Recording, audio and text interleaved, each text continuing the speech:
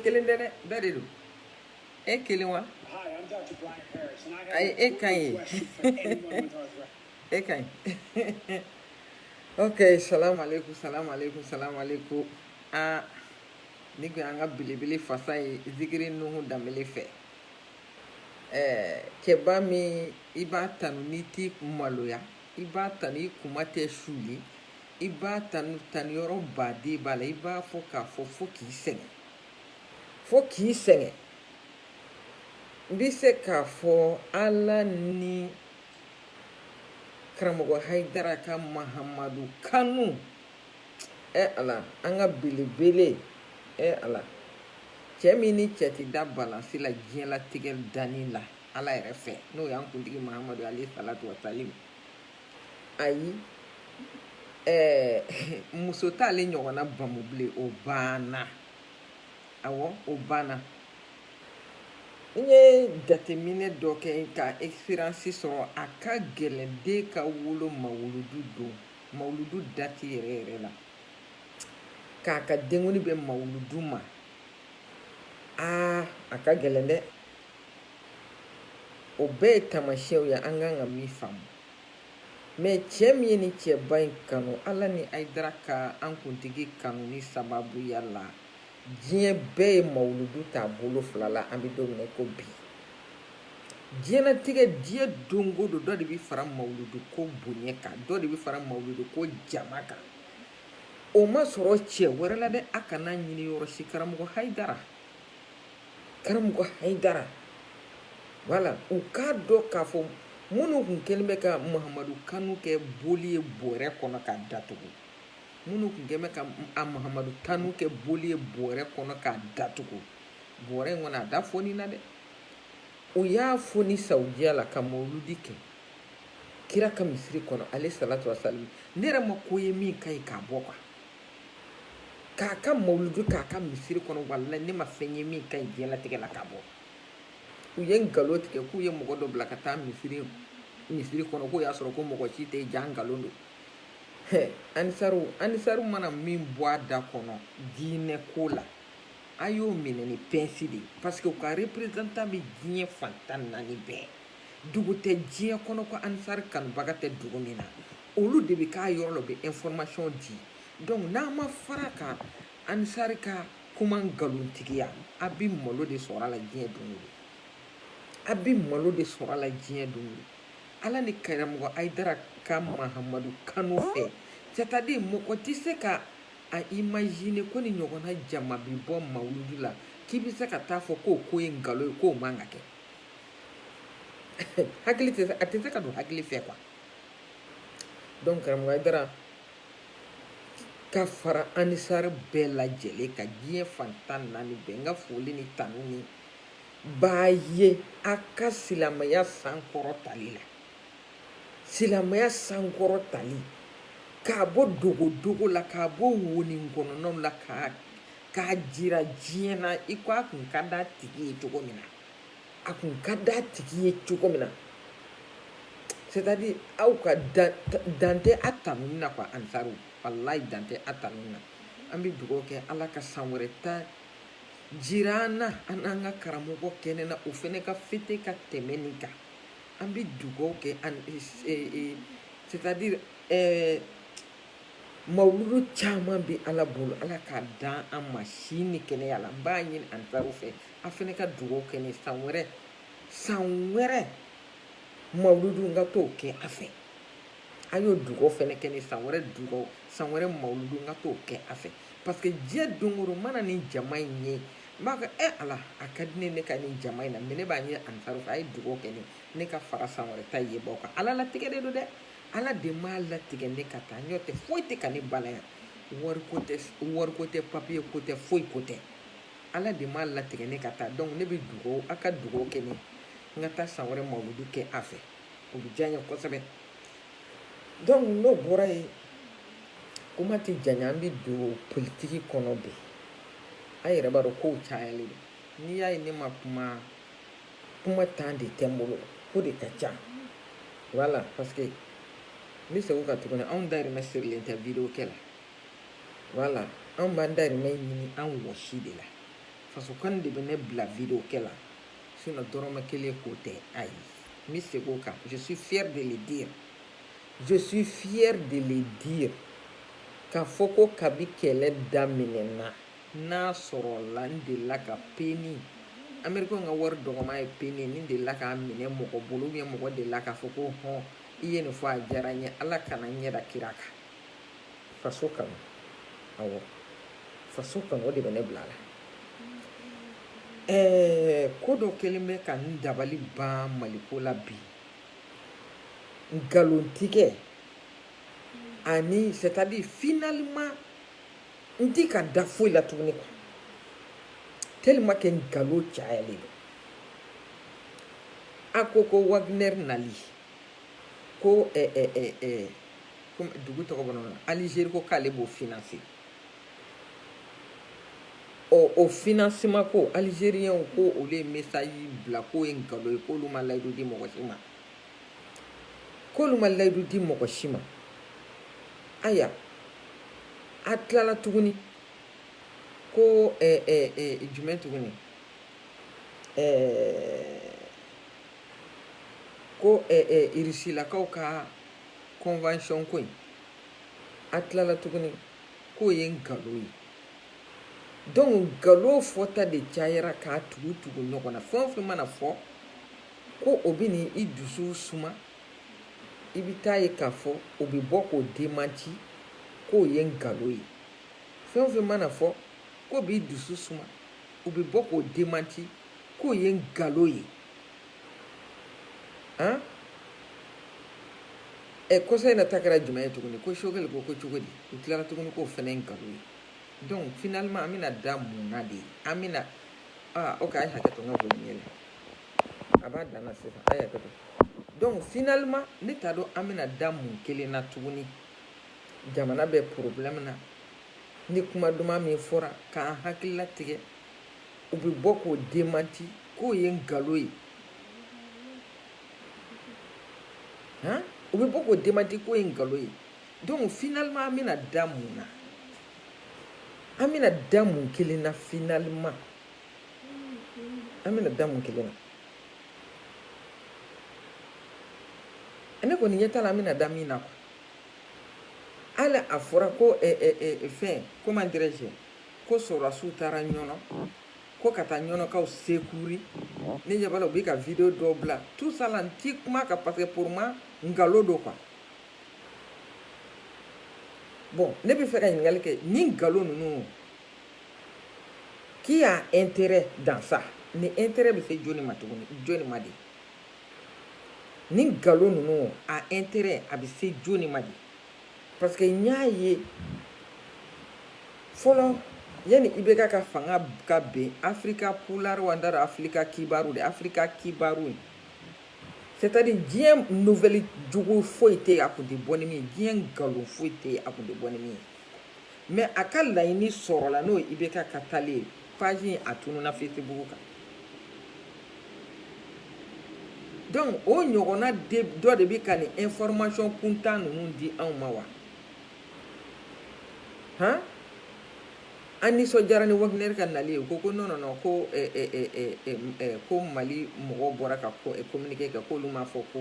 olu ma contrat signé u ni maa si ye o ko o dalen bɛ yen ten tɔ hali da tɛ maka o kuma la bilen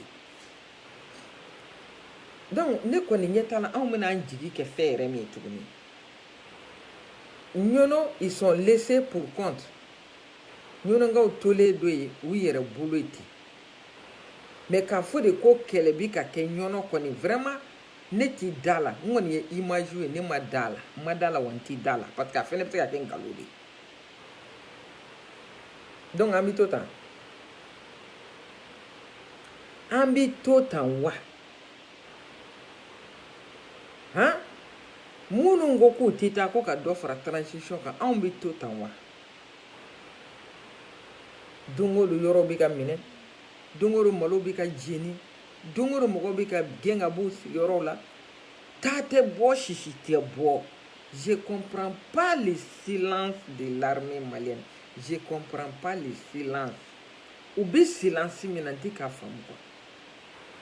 hali fɔlɔ u tun bɛ dɔɔnin-dɔɔnin min kɛ u bɛ dabila la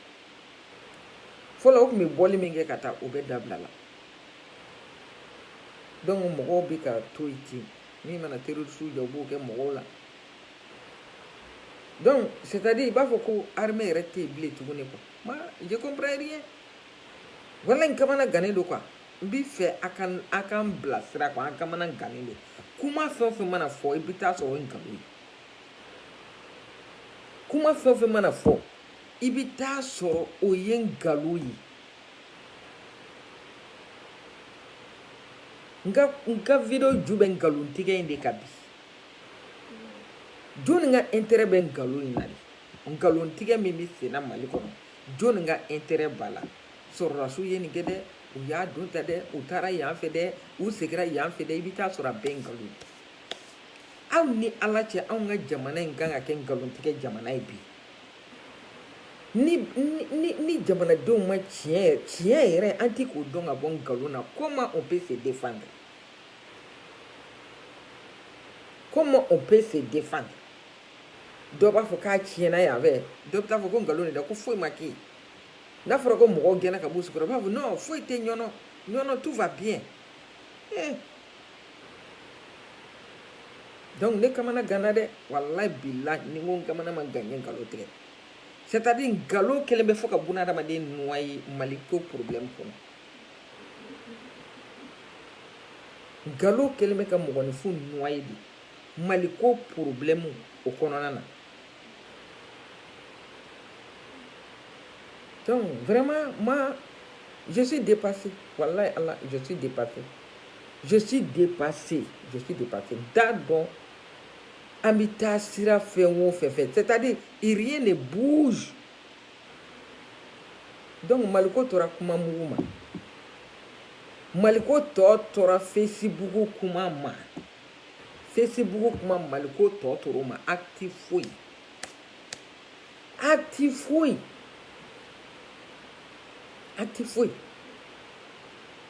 han kuma mugu ye faso jɔyɔrɔ jumɛn kuma ye faso jɔyɔrɔ min acte kelen a posele tɛ yen k'i bɛ se k'a fɔ ko n bɛ n jigi da nin kan ko Mali bɛ libéré o acte kelen ne m'o ye a bɛ ne ni Ala cɛ o acte kelen Choguel taara kuma Nations Unies na ne content na n ko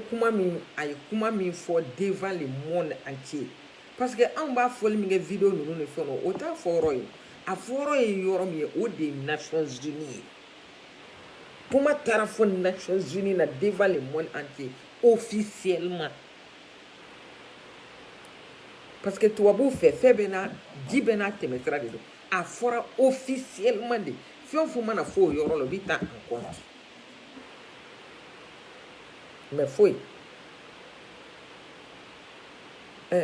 Suma ko o dugumajɛ don o don kuma muguba de bɛ sen na don o don dabarabaya kuma de bɛ sen na don o don dabaya kuma de bɛ sen na ni min kumana ka tiɲɛ fɔ ko munna k'i kumana k'i ti transition fɛ an bɛ se ka ba transition na cogo di an bɛ se ka ba transition je peux dire que j'ai été comment dirais-je la première personne ka ni sɔrɔ fɛn dɔ k'u ka nali ka apprécier bien vrai que IBK kun ka di a video bɛ yen nɔ mais san kelen ni kɔ foyi a tɛ kelen foyi tiɲɛ tɛ baden fɔ dɛ an b'a fɔ an bɛ taa ka bɔ yan walahi an bɛ tiɲɛ fɔ an bɛ taa ka bɔ yan an ma tila o la o an kamana gannen don n balima Sikasokaw région kɔnɔ mɔgɔw Sikaso Segu u danyɔrɔ ye aw dugu fila de populisi ninnu u danyɔrɔ ye aw dugu fila de n'u ma taa Sikaso u bɛ taa Segu n'u ye den ye u ka se Moti ni min ye den ye u ka se Moti k'i bɛ taa meeting kɛ yen aw bɛ taa meeting kɛ Sikaso ko les malheureux debout sur les remparts aw bɛ taa mun meeting kɛ Sikasokaw mɔgɔw bɛ meeting jumɛn na maliyɛn mɔgɔ jumɛn bɛ meeting na bi sa a y'a fɔ an ye ni meeting ko don Arazbati tilal'o la a mɛnna jamana in territoire in yɔrɔ si tɛ Arazbati ma meeting kɛ yɔrɔ min na Arazbati ka meeting au moins a y'a to an y'a dɔn an ka droit n'an ka devoir an kan ka taa sira mun fɛ mais aw bɛ taa meeting kɛ a bɛ taa mun fɔ n'a ma ɲɛ meeting ko ka kɛ aw ye min kɛ meeting kɛ a tɛ geriya former bɛn le cerveau c'est-à-dire geriya former ka taa kɔrɔ fɛ i ka jamana libérer kuma mugu ba in kɛ an ye dɔ k'a la on s'en fout Sikasukaw a y'a kɛ Ala ni kira kama a ka bɔli fu dabila mɔgɔw nɔfɛ a ka bɔli fu ka taa c'est-à-dire u bɛ taa aw de ta ka aw kɛ jagokun de ye u tɛ taa fasoko la Mali problème jɔrɔ t'u la diɲɛlatigɛ foyi jɔrɔ t'u la u bɛ taa de ni aw yera ko aw bɔra dɔrɔn donc u b'a fɔ aa politiki mɔgɔ yarɔ hali ni politiki mɔgɔ ye dimɔgɔ sigilen bo la a bɛ taa ko mun b'e kunna yan donc n'u u ye aw bɔlen ye aw kun donc u bɛ taa fɔ politiki mɔgɔ aa ma jama bɛ n bolo Sikaso n bɛ se ka Sikaso minɛ ka d'i ma n bɛ se ka nin minɛ ka d'i ma o b'a sɔrɔ u ye preuve jira ni aw ye u taara aw bɔra ka taa yɛrɛ afficher n'u ye donc u bɛ aw feere k'a wari minɛ a tɛ foyi kalama donc ne b'a ɲini maliyɛnw fɛ a ye bɔli dabila quoi sɛbɛko bɔliw bɛ yen a kan ka bɔ sɛbɛko minnu na a ye bɔ olu la ninnu filɛ nin cɛ kelen tɛ ninnu na mun delila ka hali tile kelen kɛ baara la ka kɔrɔ baarakɛla t'u la sokɛla t'u la u bɛ fɛn fɛn dɔn o ye politiki boli ni politiki maa feere ye donc ne b'a ɲini n balima Segukaw ni Sikasukaw a y'a kɛ fasoko ye a k'a nin bɔ mɔgɔko in na parce que Mali kɔnɔ ni mɔgɔko tɛ foyi tɛ yen bi n'an ye ɲɛsin jamana ko ma diɲɛ don o don jamana in bɛ bɔ nin position na n'a y'a kɛ jamana ko ye don o don k'a minɛ gouvernement na k'a minɛ transition na n'a y'a kɛ jamana ko ye diɲɛ don o don ka jɔyɔrɔ ko ni fanga ɲini ko bɔ a la k'a fɔ ko ne bɛ fɛ ka fanga de ɲini ou bien n bɛna fanga de ɲini k'o bɔ a la ka jɔyɔrɔ ko bɔ a la ka mɔgɔ ko bɔ a la n'a y'a kɛ faso ko diɲɛ don o don faso bɛ bɔ nin position na a bɛ bɔ nin position na parce que bamananw ko n'i y'a mɛn n ka wara faga a kun b'i bolo parce que ne ɲɛ tɛ Maliko la o Maliko foyi tɛ ka kɛ foyi transition bɛ janya dɛ a tɛ janya transition bɛ janya a tɛ janya a bɛ janya a tɛ janya mais min ye acte ye ka acte poser mun na n'o bɛna taa kɛ ka au moins minnu bɛ degun na ka dɔ bɔ olu ka degun na o acte kelen tɛ yen conseil nata kɛra jumɛn ye k'a fɔra ko o conseil bɛna taa ka taa négociation na ko ka kuma bamananciw fɛ pour que dɔ bɛ se ka bɔ degun na gouvernement bɔra k'a fɔ k'o fana ye nkalon ye k'olu ma mɔgɔ bila o la aw bɛ se ka bo ci cogo di ka siran mankan ɲɛ han aw bɛ se ka bo ci cogo di ka siran mankan ɲɛ aw ma mɔgɔ kɔni hali ni i muso kamalen ni suruku y'a minɛ i ma suruku ci nka a bɛ diya i ye dɛ i ma suruku ci nka a bɛ diya i ye donc ninnu bɛ se ka taa cogo di ni aw ma garanti d'u ma ne bɛ aw ɲininka o conseil mɔgɔw olu bɛ se ka taa cogo di ni aw ma garanti d'u ma han aw ye Wagner ko kuma fɔ ni dalili jumɛn ye aw ye négociation ko kuma fɔ ni dalili jumɛn ye o tuma aw bɛ sogo de n'a sogora a bɛ wuli ka kuma fɔ wa mais c'est-à-dire a y'an mafilɛ dɔɔni a ye an mafilɛ a ka seere don jamana in kow la quoi comme à tout moment ni fɛn min bɔra a bɛ bɔ k'o démentir han nkalonba 3 k'a tigɛ jamanadenw ye fɔlɔ ye jumɛn ye ko Algérie bɛna fɛn financer Wagner nali financer o kɛra nkalon ye filanan ye mun ye ko fɛn comment dirais je ninnu bɛna taa négociation na o fana kɛra nkalon ye tuguni ani jumɛn tuguni donc a y'a lajɛ a ka an mafilɛ ka a jira n bɛ segin ka na n na yɔrɔ la tuguni région mɔgɔw Sikaso ni Segu a yɛrɛ minɛ a y'a kɛ Ala kama a k'a yɛrɛ minɛ a ka hinɛ jamana in na dɔɔni a ka hinɛ jamana in na dɔɔni o yɔrɔ la n bɛ kuma n yɛrɛ fasola mɔgɔw fɛ Segukaw fɛ a bɛ chantage min na mɔgɔw la a y'a dabila n'a ma dabila an malo b'a la a wo b'i ye n'a ma dabila a wo b'i ye dɛ n'a ma dabila a wo b'i ye ni maa ma ko dɔ tɛ fara transition kan dɛ an bɛna fɛn kɛ dɛ an taara fatia ta dɛ an y'a do ta dɛ an y'a bɔ ta dɛ c'est-à-dire maliyɛnw tigɛra nin bɛɛ la danga ko in kɛ maliyɛnw tigɛra a bɛɛ la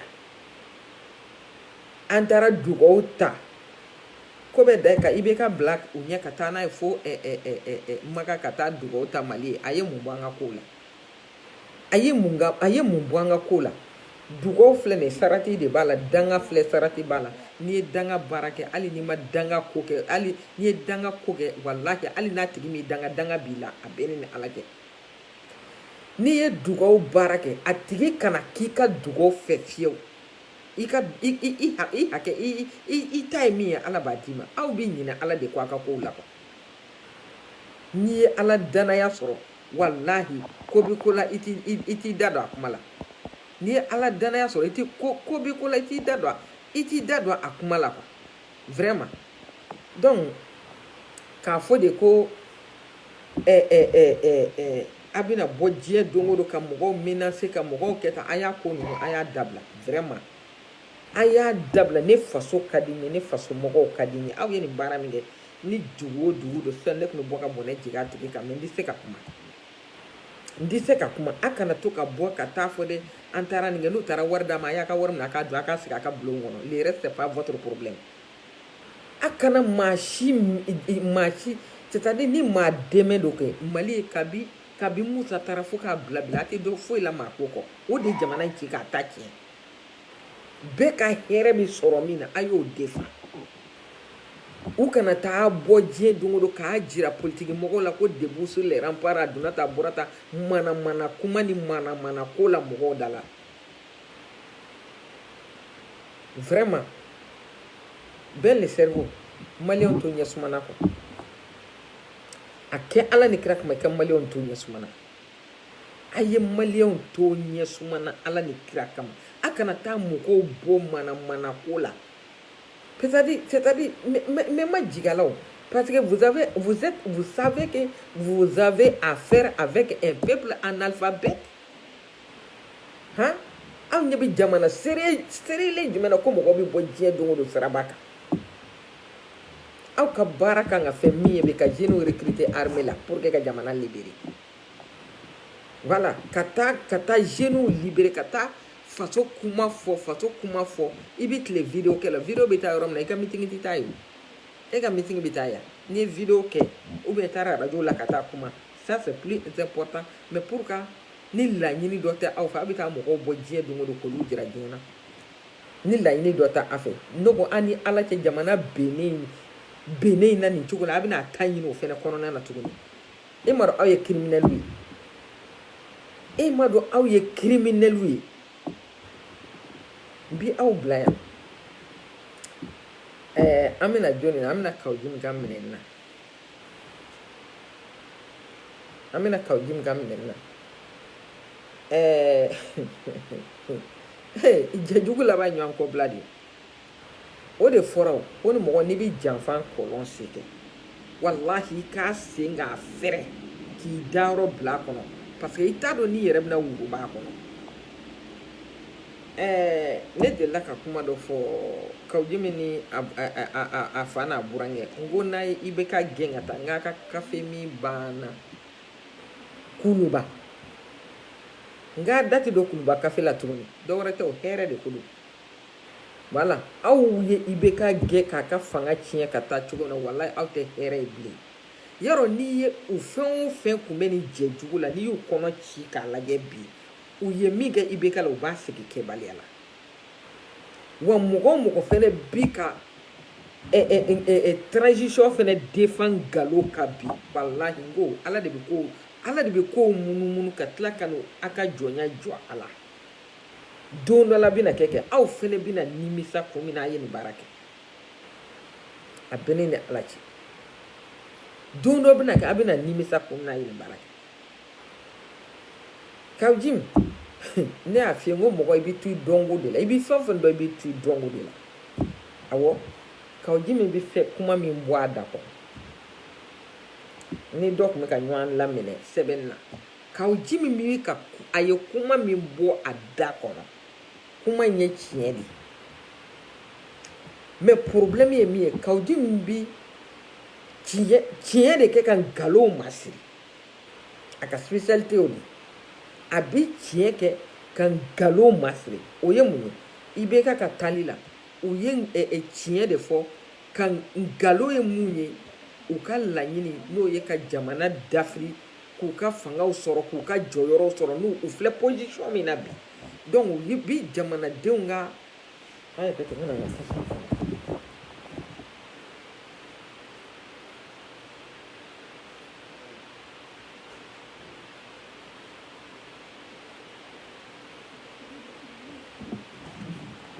c'est-à-dire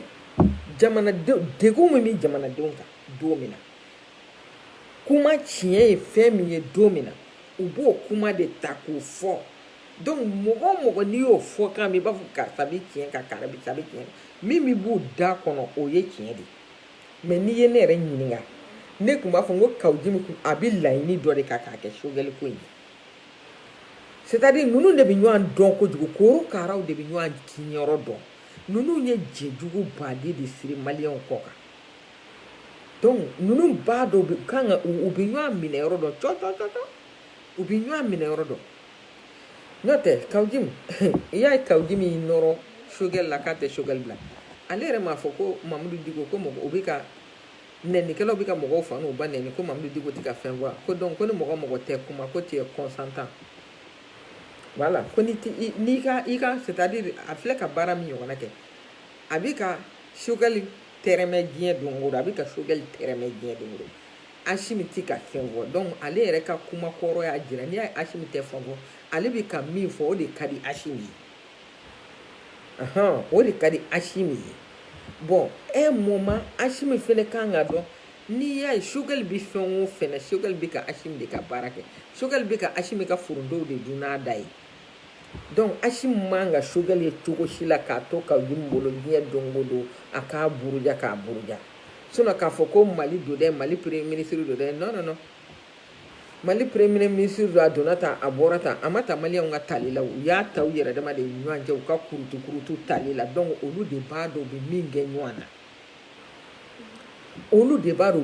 ɲɔgɔn na parce que Kawujimi fɛnɛ ka spécialité de ye nin ye a ka spécialité de ye nin ye an b'a fɔ ko u m'u nɔrɔ bube la fɔlɔ wa u y'u nɔrɔ bube la c'est-à-dire maliyɛnw ko kɛkun ye mɔgɔ la a ka to i kɔnɔ de ko kɛkun ye mɔgɔ la a ka to i kɔnɔ a kana ɲinɛ Mali c'est-à-dire a kana ɲinɛ an dafirikun kɔ quoi Mali dafirila kun min na a kana ɲinɛ a kɔ a kɛra sisan kunna sini tɛ dɛ a kɛra kunna an kɔrɔ donc u y'u nɔrɔ bube la fɔlɔ ka bube gɛn k'u lataga bube taalen u nan'u ɲɛsin IBK ma donc ni Kawujimi sera ka a kuma na se ka Choguel gɛn ka bɔ yen na Choguel bɔra a bɛ n'i ɲɛsin Asimi ma ni duntulu banna n ko gɛrɛ bɛ kɛ muntulu la de awɔ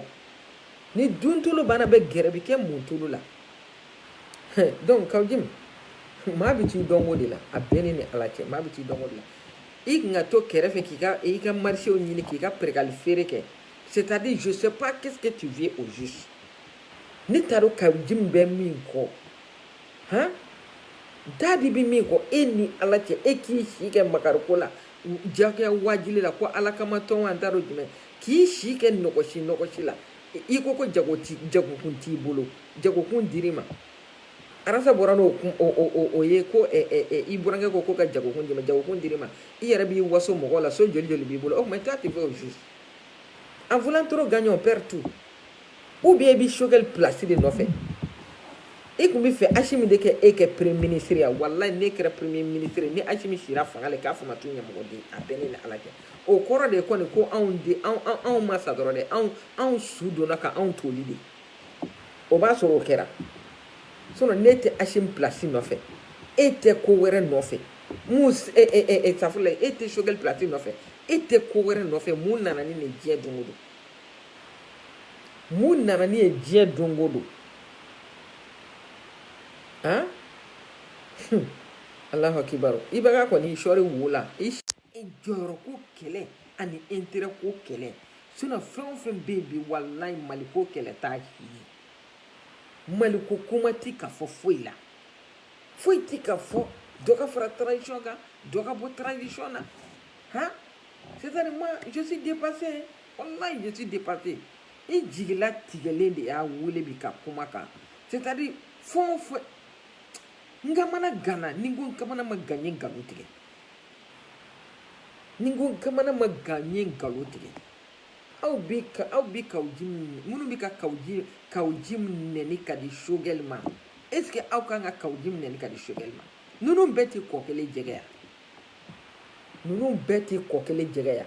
parce que ko sogɛli ye premier ministre ye bi kawuji min m'a minɛ kuma tɛmɛ yan kawuji min m'a minɛ kuma tɛmɛ yan kawuji min ye président kuturu nɛni yan k'a fa nɛnibaw bila la k'a ba nɛnibaw bila la ka défi lancer a ye k'an ka institution jeni ko kuma fɔ u taar'u jeni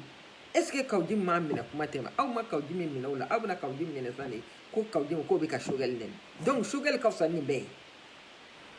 o ye ne yɛrɛ hakilila ye sisan sogɛli ka fisa ni nin bɛɛ ye sogɛli ka fisa ni an ka président ye sogɛli ka fisa an ka président démocratiquement élu mɔgɔw y'u ka ci bila ka taa élection min na mali kɔnɔ ani mali kɔ kan o président min sigira a mana sigi cogo o cogo kawuji min ye baara min da o kan o kɛra aw ɲɛna kawuji min ni sogɛli u tun bɛ bo kɛ bobara kelen fɛ a kɛra aw ɲɛna donc sisan u bɔr'o la kawuji min nana défi lancer IBK ko walahi k'a kale ni modèle bɛ la ko IBK bɛ taa IBK taara aw ma kawuji min minɛ o la kawuji min IBK gɛn dɔ ka taa kawuji min ko ko ka taa institution ci Assemblée nationale le symbole de la nation u taara jeni kawuji min ka ordre la u taara an ka radio so la radio nationale u taara attaquer ka a kɔnɛfɛnw tiɲɛ ka mɔgɔw mako sa kawuji min ka ordre la mun fɛn bɛ u ma mun tiɲɛ kawuji min ka ordre la aw taara ka kawuji min ta o bɛɛ la k'a bila ka honneur k'a ye aw de ma kawuji min décorer sisan aw ma kawuji min décorer sisan ne ko aw c'est-à-dire je sais pas le mali bɛ ka taa diɲɛ contour de la ou bien mali bɛ ka taa diɲɛ fɛn na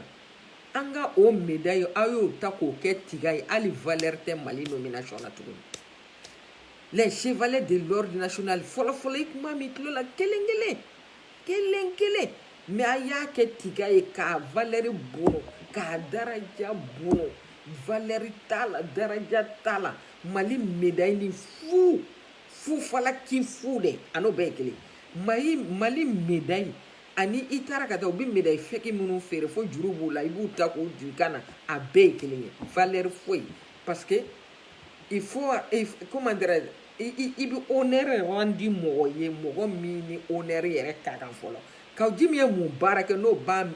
anw ka médaille mérité n'a ye a ye coup d'état kɛli min kɛ yan a ye coup d'état kɛli min kɛ fo n'a sɔrɔ a y'a nommé o de kama n'o tɛ kawuji min ye mun baara kɛ diɲɛlatigɛ la k'aw bɛ taa kawuji nommé chevalier de l'ordre national wallahi an ti yafa ma ala kana yafa ma kawuji min n'a ɲɔgɔnna a bɛ ka mali médaille kɛ fu k'a kɛ fu ye quoi médaille yɛrɛ bɛ maliyɛn yɛrɛ min bolo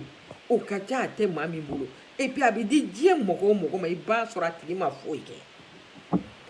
i b'a sɔrɔ a tigi ma foyi kɛ a m'a kɛ jamana jɔ la a m'a kɛ maa ladonna a m'a kɛ foyi la yanni a ka taa an ka kawuji min ka an ka médaille ta k'a fili kawuji min na orphelinat mɔgɔ directrice minnu bɛ ka orphelins ni enfants abandonnés kɛ ɲɔgɔn kan k'u occuper olu la mun n'a t'olu décorer est ce que minnu fɛn o fɛn ni décoration ka kan mali kɔnɔ u t'a dɔn tuguni u ni a tɔ kɛlen bɛ relation ko de ye sisan a tɔ kɛlen bɛ relation ko de ye n'o don anw fara la a kana d'an ma anw t'a fɛ an t'a fɛ bi an t'a fɛ sini mɔgɔ i bɛ fɛn min mérité n'o dir'i ma o de ka di i ye est ce que médaille dibaga banna mali kɔnɔ médaille dibaga banna mali kɔnɔ minnu n'a ka kan t'a d'olu ma munna aw de ye kawuji min décorer hali kalo ma sa aw bɛ t'o minɛ k'o don kaso la k'o ye dɔ nɛni donc ça veut dire que ani médaille man kan o ala tɛ sunɔgɔ dɛ walahi n'a ye fɛn o fɛn kɛ c'est à dire ala yɛrɛ de bɛ kɛlɛ la mali in kɔnɔ aw dirigeant jugu dirigeant dirigeant kala banque dirigeant ta tiɲɛnen ninnu dɛ ala yɛrɛ de bi kɛlɛ la aw nɔfɛ sisan ala de bi kɛlɛ la an nɔfɛ c'est-à-dire o de kosɔn a bi ko bɛ munumunu ka n'a da jɔ a yɛrɛ la ye a b'a bɛɛ lajɛlen de munumunu ka n'a da jɔ a la o de kosɔn o ni de différence b'a ni tubabu cɛ an min yɛrɛ bi jamana min kɔnɔ nomination ko kuma i t'a min tulo la i bi nommé mun na han i kaw jimi k'anw ka jamana ci o si ma k'o dugumajɛ aw bi minɛ ta k'o nɔrɔ o disi la jamana wari suɲɛna ka d'a ma kumanikɛlaw bɔra n'a prévu ye mun bɛ ayidara safula ye mun bɛ arasani abdul ɲang ma min fɔ maliko ko dogolen la aw b'olu ta k'olu décorer nation kan ne ma jɛ n'a ye bi ma jɛ n'a ye sini walahi bilahi ma jɛ n'a ye bi ma jɛ n'a ye sini fo n'a sɔrɔla n niyɔrɔ min sigara jarati ci médaille na ma jɛ n'a ye abada ka di kaw di ma jamana cilaw faso nafolo suɲɛba complice k'a dun jamana ciba jamana wurubaba donc tuuru sera aw yɛrɛ ma sisan aw b'a minɛ ka don kaso la aw b'a don kaso la mun na aw b'a don kaso la k'a ye sogɛli nɛni han ni aw coup d'état kɛlaw mana minɛ yɔrɔ min kaw di min kan ka minɛ ye u bɛ ka jamana wari dunnaw minnu minɛ kaw di min kan ka minɛ ye jamana cibaw kaw di min kan ka minɛ diɲɛlatigɛ ko ɲuman foyi tɛ kaw di min ye min kɛ mali kɔnɔ a y'a kelen fɔ n ye kaw di min ye min ɲuman kɛ mali kɔnɔ parce que o don o tun bɛ aw ka intérêt la a ye fɛn o fɛn kɛ kojugu la o bɛɛ kun ye aw ka intérêt de o de kosɔn aw y'a applaudi k'a nommé ka médaille d'a disi la donc sisan ala retour à l'envoyeur donc maintenant sisan a y'a ɲɛsin aw yɛrɛ ma aw b'a minɛ k'a don kaso la donc t'a la kaw di min y'a don kuma tɛmɛ awɔ a tɛ se ka don kaso la kɔni k'a ye ko sogɛli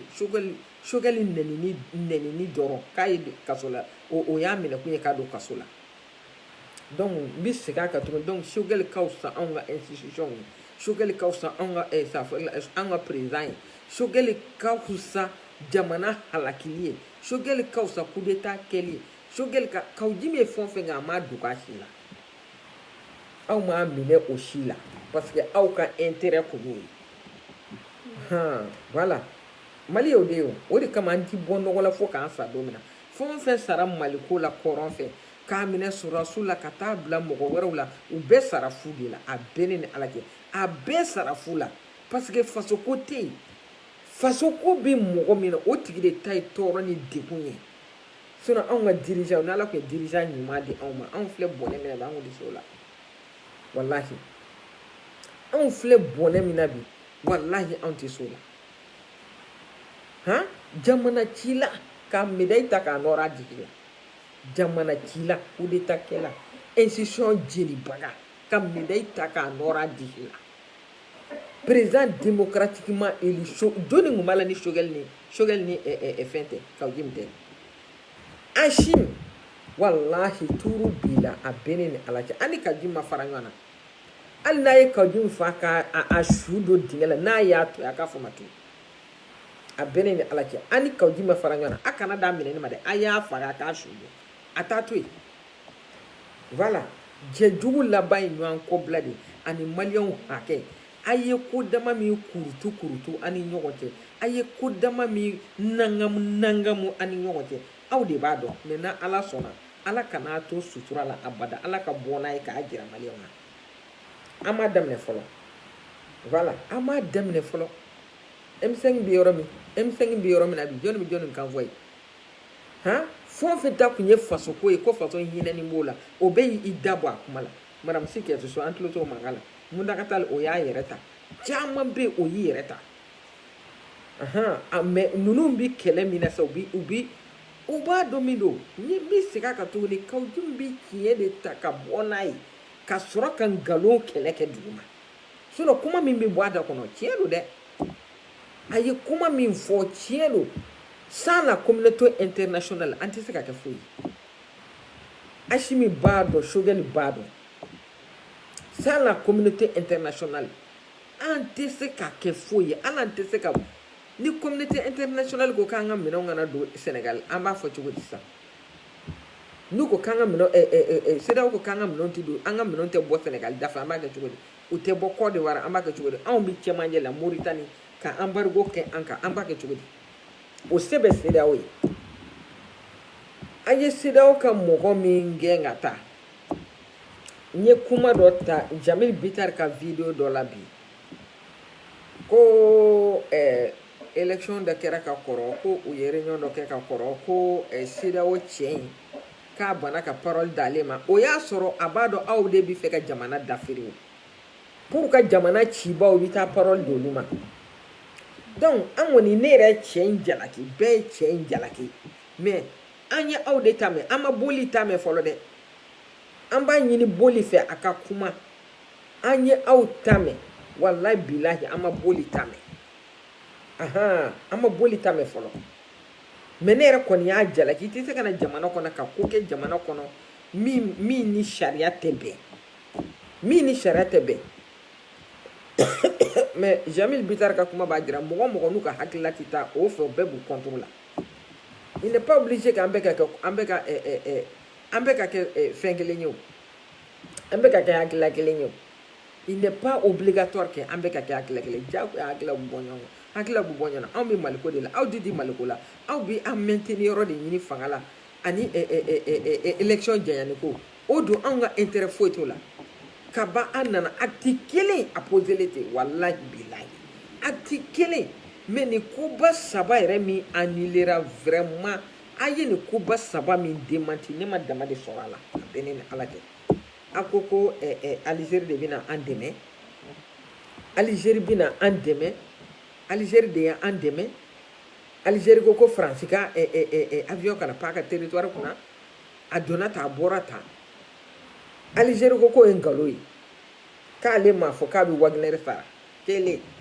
a tilala tuguni ko aw ma contrat signé ani maa si cɛ an ma contrat signé ani diɲɛ maa si cɛ ko Wagner kana fila sisan tuguni an hakilila tigɛlen ko sigi ka kuma bɛna kɛ an ni banbanciw cɛ a tilala tuguni k'an m'o fɔ donc mun bɛ yen sisan a bɛna mun kɛ tuguni ou bien la libération du Mali n'est pas à jour la libération du Mali n'est pas à jour je ne sais pas France ta a y'o kɛlɛ France taara maa si tɛ se ka France défense ta France défense tali man nɔgɔ a man ɲi a tɛ se ka kɛ yɛrɛ quoi parce que France ma ɲuman kɛ ne y'o de fɔ accord de défense a yɛlɛmali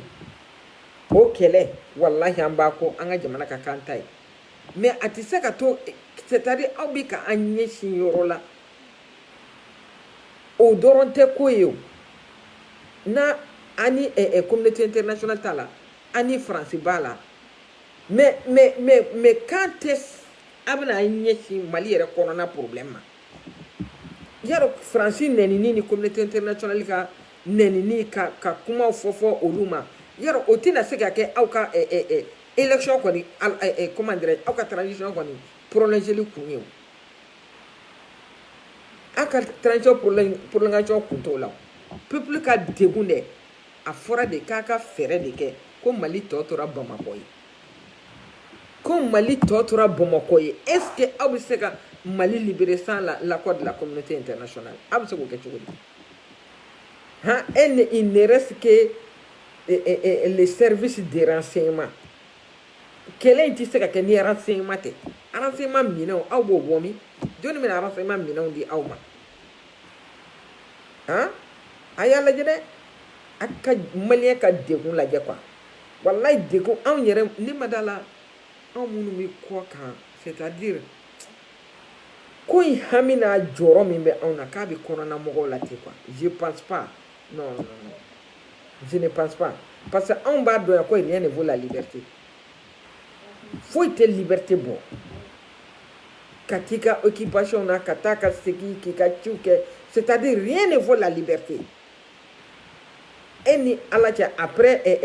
Segu a ye Segu région lajɛ liberté bɛ jɔnni bolo ye ka na fo Bananba liberté bɛ jɔnni bolo ye Sibi liberté bɛ jɔnni bolo ye n'a aw Bamakɔkaw tɛ panga cun na liberté bɛ Mali yɔrɔ jumɛn mɔgɔ bolo a y'a fɔ donc an bɛ to ta an bɛ to ta o mana mana bɔ yen sisan Malika ka finman an bɛ nin yɔrɔ in lase Malika ka finman ma. Malika ka finman kɔntakiti tɛ ne ni cɛ, a t'an cɛ WhatsApp la, a t'an cɛ foyi la, mais a kun ka di ye i k'i ka kɔntakiti di yan WhatsApp la, c'est-à-dire foli ci minnu bɛ fɔ ne ye ne k'a dɔw vocal bila i kunna, wallahi foli ci minnu bɛ fɔ ne ye ne k'a dɔw vocal bila i kunna, hali bi i mɔmuso de y'i ka ci bila ne kunna parce que ne t'an ci de. K'i bi ka min kɛ n'o ye sunguruba dogolenw, c'est-à-dire minnu somɔgɔw hakili la ko o ni c'est-à-dire minnu somɔgɔw hakili la que elles sont noires mina kuma fɔ cogo hakɛto b'a kan k'a sɔrɔ u tilala diɲɛlatigɛ debɔsi modèle la, k'i bi k'olu bɔli min kɛ k'u jira dɛ k'i kana dabila dɛ, k'i kana dabila dɛ. Parce que malien bi sira jogo jogo, malien jogo jogo bi sira fɛn fɛn ye wɔyibali de. Hali bi k'u tɔw bi yɔrɔ min na k'i k'u sama ko k'u labɔ. A kun ka di ne ye ne ka vocal ninnu bila i kunna mais lien tɛ ne ni cɛ. O de kosɔn n bɛ tile k'a fɔ n ko courage à toi. Wallahi ne b'a ɲini Communicati Ture fɛ a ka baara kɛ n'i ye, wallahi Malika ka finman Ture ka baara kɛ n'i ye quoi. N'o de fɔ anw Tunkaranga anw place tɛ kaso dɛ, parce que anw bɛ dugu minnu na anw b'a dɔn olu bɛ ka fɛn cogo min na, olu bɛ ka marcher cogo min na. Précisément n'i ye débauche fɔ sisan mɔgɔw b'a fɔ ko États-Unis, a b'a anw ɲɛna ko débauche yɔrɔ de yan ye. Alahu akibaru, débauche yɔrɔ tɛ yan dɛ, wallahi bilahi débauche yɔrɔ tɛ yan. N bi dugu min na New York ta n bɛ se k'o de fɔ. Sunguruba k'i jɔ trottoir kan ka cɛw ɲini a interdilen don yan par la loi. New York loi la interdilen don. A yɔrɔw bɛ yen nɔ n'i y'u ye trottoir kan bɛɛ a bila i kunna ko polisi musomanw don. Ko polisi musomanw de don. Yɔrɔw bɛ yen n'i y'u jɔlen ka miniw don ka yɛlɛ sabara jujɔn kan ka saki bulon kɛrɛ la ka to ka sigarɛti mɛnɛ a bɛ k'i ɲɛna ko sungurubaw don k'a sɔrɔ polisiw don u bɛ tile ka mɔgɔw minɛ a la yan. N'u y'u minɛ u bɛ taa n'i ye i bɛ taa si u bolo i bɛ wari sara ye, n'o t'u bolo u bɛ tila ka service dɔ d'i ma, i b'a sɔrɔ u bɛ se k'i bila sisan i bɛ taa église dɔ la i bɛ t'olu mɔgɔw dɛmɛ ka yɔrɔ nettoyer ou bien i bɛ t'olu mɔgɔw dɛmɛ ka dumuni servir u ka fidèle la. O kɔni ou bien i bɛ taa hôpital cuisine la i bɛ taa baara kɛ u b'i bila o façon na i bɛ se ka 2 semaines k'o la, n'e bɔra o la e tɛ taa kɛ. New York yan a interdilen don ka dulɔ minɛ i bolo la k'a minɛ i si bɛɛ i tɛ se k'a kɛ. I si bɛɛ tɛ se ka hali n'i ye dulɔ san mana n delila k'a kuma fɔ ka tɛmɛ n'i ye dulɔ san yan nɔ sachet dɔ de bɛ yen u b'a bulon de kɔnɔ k'a d'i ma i si bɛɛ tɛ se ka bɔ o kɔnɔ k'a minɛ. Hali n'u tora ka polisiw mana to ka kani y'i bolo i bɛ k'a min kɛnɛma u b'i gɛrɛ i la k'a lajɛ u b'a lajɛ ka u to ka mobili yɛrɛ kɔnɔ k'a dɔn fɛn min b'i bolo n'a sɔrɔla dulɔ de bɛ interpeller a tɛ kule k'i jɔ kɛnɛma ka sugunɛ kɛ yan i si bɛɛ n'u y'i ye u b'i minɛ. Donc a kana kɛ an ɲɛna k'a bɛ Amérique min ye télé la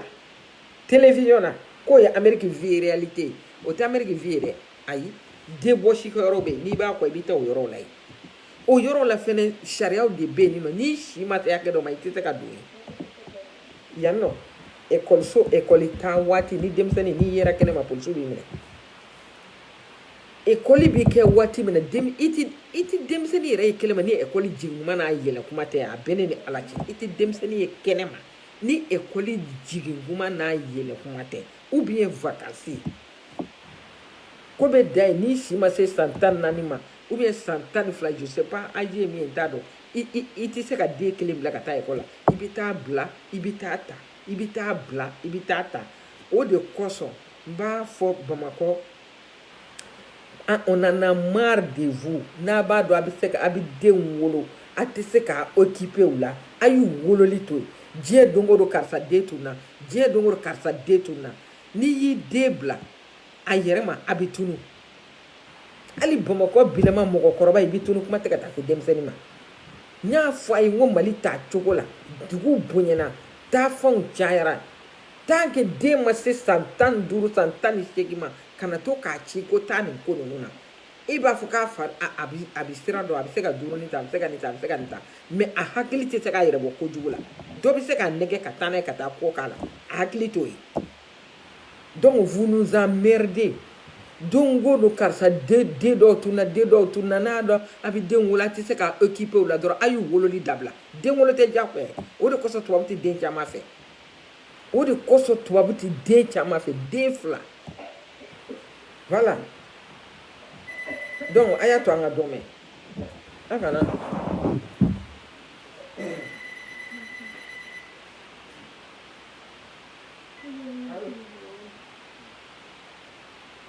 yeah, how you doing? I'm fine. How you doing? Okay, no problem. Okay, see you soon. Okay. Bye.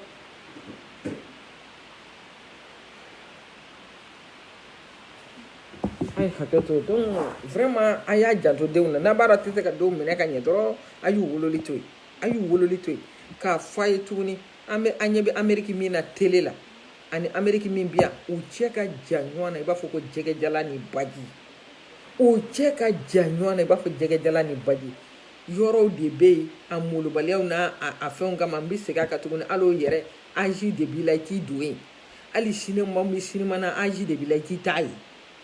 donc ne b'a ɲini maliyɛnw fɛ denmisɛnninw ka nin jogojuguya ninnu ne ko mɔgɔ den bɛ se ka kɛ cogo nin ko wɛrɛ la k'i t'a dɔn dɛ i den bɛ se ka kɛ nin la cogo di k'i t'a dɔn han an mana wuli a bɛ sɔrɔ k'a fɔ cɛw tɛ furu kɛ bilen a donna ta cɛ jɔnni bɛ taa ni muso modèle furu ni muso modèle jɔnni b'a furu hali n'i y'a furu a t'a dabila et puis o bɛɛ kun ye mun ye le luxe mèche u ka fini ta tiɲɛnen ninnu téléphone iPhone téléphone da tigɛ a kuma la ne ka téléphone filɛ n bolo nin 80 plus a bɛ san 5 bɛ n bolo et pourtant ne bɛ Amérique yan semaine o semaine n bɛ sara ta mais n b'a dɔn téléphone kura sanni a se tɛ ne ye o tuma an hakili la ko mun don mɔgɔ bɛ se ka diɲɛlatigɛ fɛn bɛɛ sɔrɔ n'u m'o kɛ u bɛ t'u yɛrɛ feere ka t'o wari fara ɲɔgɔn kan k'o di jeliw jɔlen ma ko tɔgɔ ɲini e ma dɔn finman walahi ninnu ka jugu dangadenw ye a bɛɛ ne ni ala cɛ ninnu ka jugu dangadenw ye i ye qualificatif yɛrɛ tɛ ninnu na ninnu ka jugu dangadenw ye an hakili la ko jogojuguya fandanden de kan ka kɛ jogojuguya ye jogojuguya c'est un choix n'i kɛra zon ye k'i ye fandanden ye o de kɛra i ka choix ye n'i kɛra sunguruba ye k'i ye fandanden ye o de kɛra i ka choix ye moi je suis la mieux placée pour le dire ne ni minnu ye denmisɛnninya kɛ olu bɛ ne dɔn hali an kun di dumuni sɔrɔ ka dun maintenant n taara n tɔɲɔgɔn nɔfɛ n'u ko sali na dumuni kɛ ne b'a fɔ ne fara o b'a sɔrɔ peut-être an ye tile 3 kɛ ne ma kɔgɔmafɛn di o de kosɔn tellement que ne formé l'o la moi je m'adapte à toutes les c'est-à-dire ni i tɛ se ka kɛ fandanden ye ka tila ka kɛ jogojuguden ye ne tɔɲɔgɔn bɛ ne dɔn ne ye bari feere mais ne ma kɛ sunguruba ye walahi bilahi ne tun bɛ bari feere hôtel auberge Segu ne ye baara kɛ Esplanade Segu ne ye baara kɛ mais ne ma kɛ sunguruba ye sungurubaya ye choix de kana n yɛrɛ ka restaurant dayɛlɛ ne n ka restaurant dayɛlɛ sunguruba kun tɛ taa ye a y'u ɲininka Segu bɛɛ sunguruba kun tɛ taa ne ka restaurant na ka t'i sigi ka cɛ ɲini o kun tɛ kɛ ye baara daminɛ na min ye ne bila ka o restaurant dayɛlɛ k'o dɔnniya de bɛ na n k'o dayɛlɛ n y'a fɔ a ye n ko n tɛ dulɔ feere a ko sali ko n'i ma dulɔ feere ko a ti marché dɛ n ko n'a marché n bɛ se ka dulɔ bɔ a la wa a ko awɔ n'a marché i bɛ se ka bɔ a la ne ye restaurant dayɛlɛ o la ne ni agence de bɛ baara kɛ les agences de voyage ne ni agence de voyage de tun bɛ baara kɛ Mali agence de voyage tɛ yen ne tɛ min dɔn donc ne n'olu de tun bɛ baara kɛ o touristes de tun ye ne ka clients ye mais ne tun bɛ dulɔ min feere sunguruba titi sigi dulomina naga titi sigi k'i bɛ dulɔ min ko ka manamanakan fɔ mɔgɔ ye o kun tɛ kɛ touriste minnu bɛ taa olu de kun bɛ sanni kɛ ne fɛ ani Mali mɔgɔba tɛ yen ne ma min ye n m'a fɔ minnu nana sisan dɛ mais Mali mɔgɔba tɛ yen salen ni balo de ne ma min ye ɲɛna parce que ce sont n bɛ baara min kɛ n bɛ baara min kɛ n yɛrɛ ka image n y'o de di n ka restaurant ma dumuni duman bɛ yɔrɔ jɛlen don fɛn bɛɛ hali sini mɔgɔ sɔrɔla mun y'a fɔ ne ko ne kun man kan na n ko ne tɛna mun na parce que ne ka client fanba ye touriste de depuis kɛlɛ in dabɔra tourisme fagara yani tourisme ka faga ne nana yan 2003 ne taara ne ye dulɔ sama ka bɔ n ka fɛn bɛɛ la k'a bɛɛ bɔ a la ne ka fɛn ko ne ma ten mɔgɔ ye ne kɛlɛ ko mun na ko ne ye alcool feereli dabila n ko non ne bɛ alcool feere peut-être c'est 1% ni maa min b'a dɔn i bɛ se ka n'i sigi ne ka yɔrɔ restaurant de baara tɛ n'i bɛ se ka n'i sigi ka dumuni kɛ ka i ka boisson min là d'accord hali ni min nana n'a ye k'i b'a min ne tun b'a fɔ k'u ka bɔ n'a ye ni n bɛ ka nkalon tigɛ ne ni minnu ye baara kɛ olu tulo bɛ ne kan na mɔgɔ bɛ kɛ fandanden ye min i b'i yɛrɛ dɔn i bɛ kɛ fandanden ye i bɛ baara de kɛ o de b'i bɔ fandandenya la ne filɛ Amérique ya cɛman na ni ne musoman na ni ne ne yɛrɛ de ye n passe bɔ ka na yan et puis c'est grâce au invitation min cira ne ma c'est grâce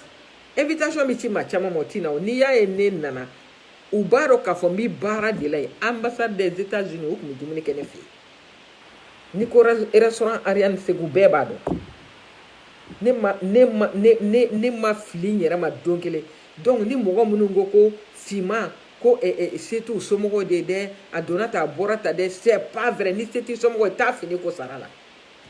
ni se t'i somɔgɔw ye taa sugu la ka taa jɛgɛ wɔrɔ sara la ni se t'i somɔgɔw ye baara kɛ n'i y'i kɛ to ka kɛ sunguruba ye fo ka don groupe WhatsApp la cɛw ka taa i ta dɔ b'i bila dɔ b'i ta o de diyar'i ye fandandenya tɛ mɔgɔ bila suɲɛni na fandandenya tɛ mɔgɔ tɛ kɛ sunguruba ye baara kɛta caman bɛ n'a ko k'a t'i wɔsi kɛ n'a ko k'a t'i nɔgɔ kɛ a b'a yɛrɛ kɛ fɛn dɔw ye k'a sɔrɔ a t'o ye o kuma ma se kɛ i b'i kɛbali kɛ e bɛ téléphone i bɛ t'i yɛrɛ feere ka téléphone san 1 million dɔrɔn mɔgɔw k'a y'i bolo ko téléphone iPhone bɛ karisa bolo diɲɛ na san o san téléphone kura de bɛ bɔ yan san o san téléphone ne filɛ nin téléphone min filɛ n bolo walahi ne t'a san dɛ ne ka compagnie n bɛ taa dɔrɔn n b'a fɔ a ye téléphone kelen di yan o bɛ téléphone iPhone 13 u b'a ta u b'a di yan nɔ i b'a sɔrɔ ne b'a wari sara n ka téléphone facture u b'a bila ne kunna ne b'a sara kalo ne bɛ 30 de sara a wari la durant 2 ans téléphone bɛ di ne ma ten mais ne ka téléphone bɛ n bolo a ka ca san 5 ye n ma taa minɛ han a t'a yɛrɛ dɔn ba a t'a yɛrɛ dɔn a ka dɔn k'a fɔ ko denw de bɛna bɔ a la a t'a yɛrɛ dɔn a k'a fɔ ko don dɔ de la mɔgɔ bɛ kuma ka wasa o don de la dɔw bɛ k'a fɔ u b'a fɔ ne ka commentaire la u bɛ ne nɛni hɔn i kun bɛ nin na segu kabala ka ne dan ne ma sungurubaya kɛ n bolo 2 kɔrɔtalen filɛ nin voilà chacun a un passé bɛ na mais ne ma sungurubaya kɛ voilà ne ma sungurubaya kɛ diɲɛ yɔrɔ si ye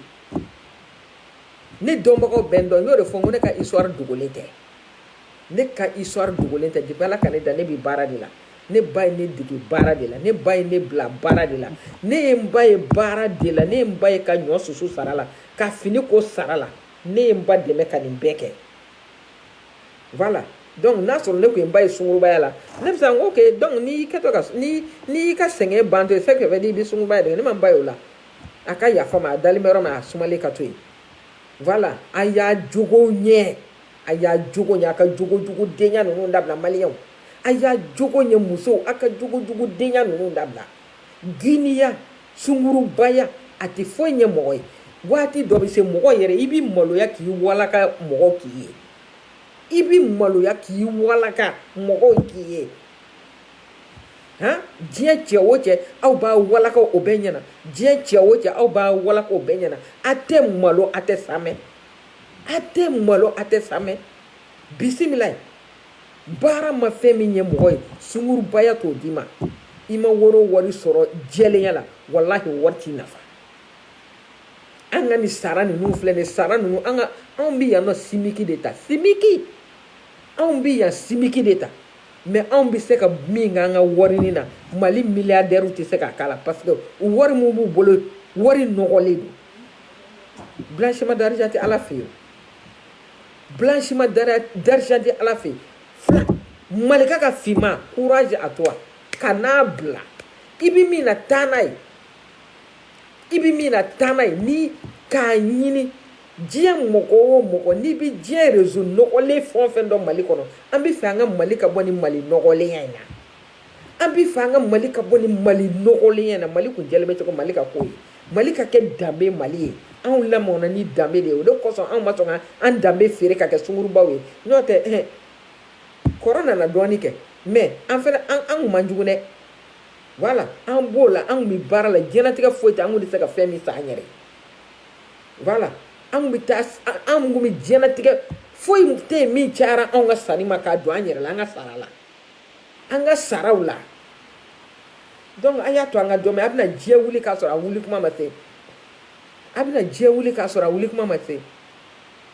jamana jumɛn bɛ kɛ sungurubaya jamana ye ko jamana bɛ taa ɲɛ don o don baari kundan dayɛlɛ la mɔgɔw da la don o don débauche yɔrɔ dayɛlɛ la mɔgɔw da la ko wari ɲini a bɛ min ka baari kundan dayɛlɛ a ye taa ci kɛ a ye taa foro ɲini a ka ci kɛ c'est mieux pour nous tous ok n balimaw n b'a bila yan salamu aleykum wa rahmatulah